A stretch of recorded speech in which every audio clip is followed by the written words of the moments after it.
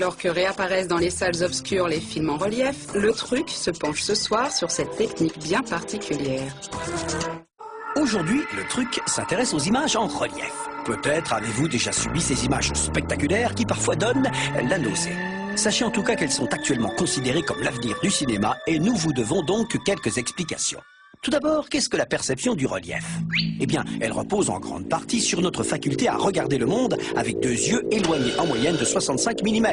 Si vous regardez un objet avec un seul œil, puis avec l'autre, vous constaterez qu'il semble s'être déplacé. Et quand vous ouvrez les deux yeux, ces deux images différentes sont transmises au cerveau qui les superpose pour restituer distance et profondeur. C'est ce processus neuronal nommé vision stéréoscopique qui exploite le cinéma en relief pour nous abuser. La première étape consiste donc à produire des images stéréoscopiques, c'est-à-dire à filmer la scène avec deux caméras, une pour chaque œil. Dans l'idéal, ces caméras, réglées de façon identique, seront placées comme deux yeux, c'est-à-dire à 65 mm l'une de l'autre. Ce n'est pas toujours aisé.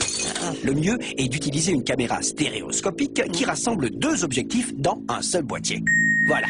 Nous disposons maintenant de deux rushs de notre scène, un pour chaque œil. Mais comment faire pour que les spectateurs ne voient que le rush gauche avec leurs yeux gauches et le droit avec leurs yeux droits? De nombreux procédés existent. Premier procédé, la transformation des images stéréoscopiques en anaglyphes. Rappelez-vous, nos images vidéo sont composées des couleurs complémentaires rouge, verte et bleue, le fameux RVB. Eh bien, nous n'allons conserver à gauche que la composante rouge de l'image et à droite uniquement les composantes vertes et bleues. Puis, nous superposons les deux séquences et nous les observons à travers des lunettes dont le vert gauche est un filtre rouge et le droit un filtre cyan. Le cyan étant la somme du vert et du bleu. Et voilà!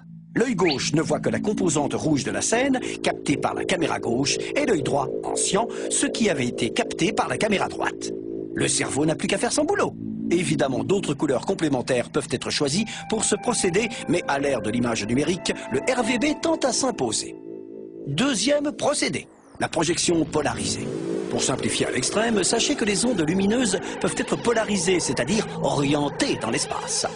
Nous allons donc cette fois-ci utiliser deux projecteurs munis de filtres polarisants. Le projecteur de gauche va projeter le rush filmé à gauche en le polarisant à l'horizontale et le projecteur de droite, le rush droit, polarisé à la verticale. Nous les observons à travers des lunettes polarisantes dont le filtre gauche ne laisse passer que les ondes horizontales et le droit que les ondes verticales. Le tour est joué. Chaque œil ne voit que ce qu'il doit voir et le cerveau est de nouveau bluffé. Troisième procédé, encore plus high-tech, la projection alternée.